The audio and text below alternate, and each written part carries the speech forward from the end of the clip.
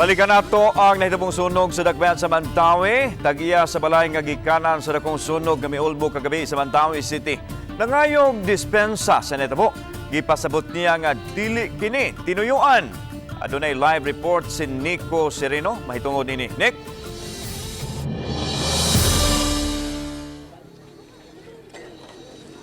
Yaslan na ngayog dispensa katong tag-iya sa panimay kundi nagsugod kini dakong sunog dinhi sa Barangay Loo kay bisan siya na biktima usab niini.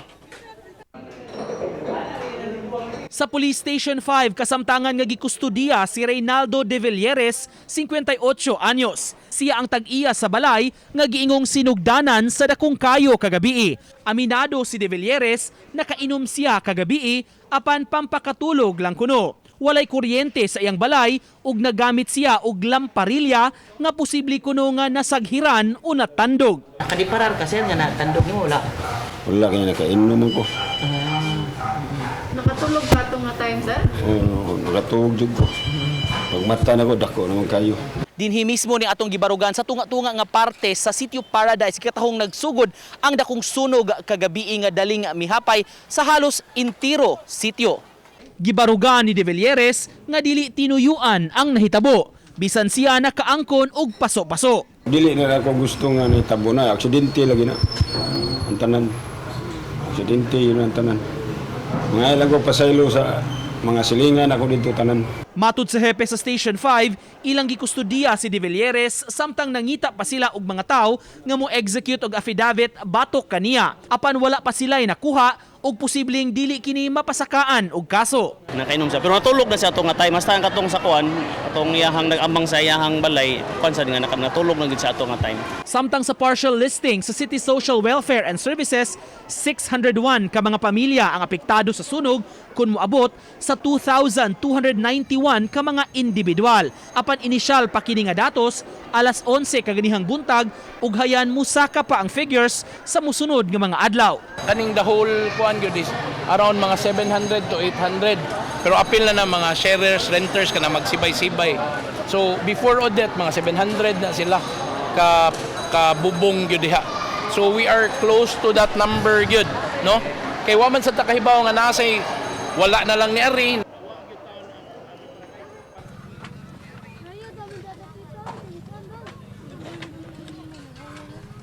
Samtang lan ning mga oras ato ipakita ang sitwasyon dinhi sa himutangan sa Barangay Loo. Unahon nato dinhi sa habig sa First Mandawi Mactan Bridge, makita-an gyud nato nga medyo muhinay gyud ang mga sakyanan nga muagi og butungas dinhi sa Taytayan paingon sa direksyon sa Lapu-Lapu kay kadaghanan manguryoso man og mutan-aw unsay sitwasyon dinhi sa fire scene sa Sitio Paradise sa Barangay Loo. Hangtod nining mga orasalan nagpadayon kining mga residente o pipila sa mga nanginabuhi in town sa mga scrap materials sa paghipos sa mga puthaw, mga sin ug unsa pa nga mga kabtangan nga mamahimo nilang mapatimbang aron sa mga makakwarta kining pipila sa mga nasunugan nga pamilya dinhi sa Sitio Paradise.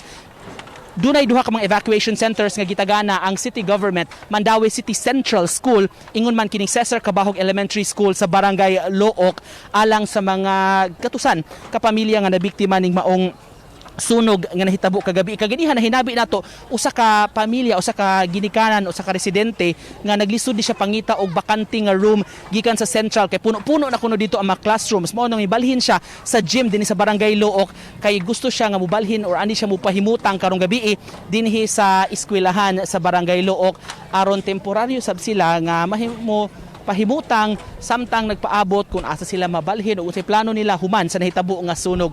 Ning mga orasalan samtang nagpadayon kining pagpanghipo sa mga scrap materials, mahinabi sab nato usa kini siya ka residente tagalain nga barangay pero nagnegosyo ni siya sa Mandawi City. Ma'am, good morning, mayong hapon. Dadol diri ma'am. Mayong hapon aton mahinabi nagnegosyo og scrap materials sa atong sayran.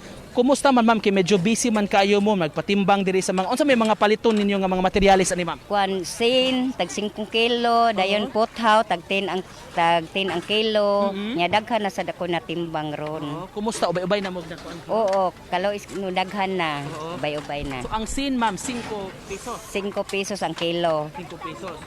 Puthaw. Ang puthaw 10 ang kilo. Kuna ba mga kaning panglight, mga wire, mga copper unsa pa kani mga parte sa mga inyo ba puning timbangon? Pero wala man ko inakuan karon na timbang. Oo. Kana lang mga kuansin puthaw. Bisan kung unsa na itsura, bisan na dugmok na, bisan na piyapi na ang sin, paliton gyapon ninyo. Oo. Paliton gihapon. Sulti ka ganiha ma'am nga di ba tabang pud mo ni para sa mga ano. Oo. Tabang kay para lang in taon sa na kuno na sunugan. May na lang mahalinan sa Pero doon na po sila kwarta. No? Daghan kay salamat si Ma'am Neneng, ma'am, di ba? Imong pangan usa sa mga nagnegosyo og scrap materials dinhi sa Dakbayan sa Mandawi. Thank you so much, ma'am, sa pag-uban ka namo. Amo ko na ipakita gamaylan kini atong nahimutangan. Kining luyo nga bahin inilan, dagat na ni siya nga portion kining gibarugan sa mga Pinoy ana na nakabarog sa mga stilts. Mao ko inyo mabantayan, medyo basa gyud kay ini nga area karon ug batud gani sa mga residente.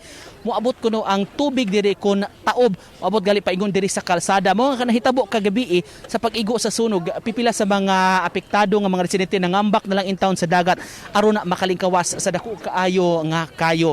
Nagpadayon sab ang pagpanghatag o pag-abot-abot sa lain-lain nga mga ayuda alang sa mga biktima sa sunog kay gikan man ta sa usa sa mga evacuation sites dito sa gymnasium sa Barangay Look ug doon na sa ipong apod-apod karong taud-taud nga panihapon alang sa mga gatusan nga nabiktima ni dakong sunog sa sitio Paradise. Alan?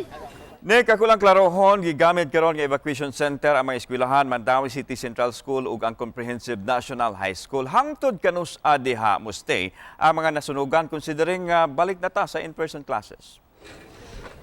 Lan, pasensya murag medyo wa kay ko kakabati sa imong pangutana lan, pwede kam again? Okay, Nick, ako lang klarohon, hangtod kanus mo istar ang mga nasunugan sa mga eskwelahan nga gihimo karon nga evacuation center considering in-person classes na ta karon.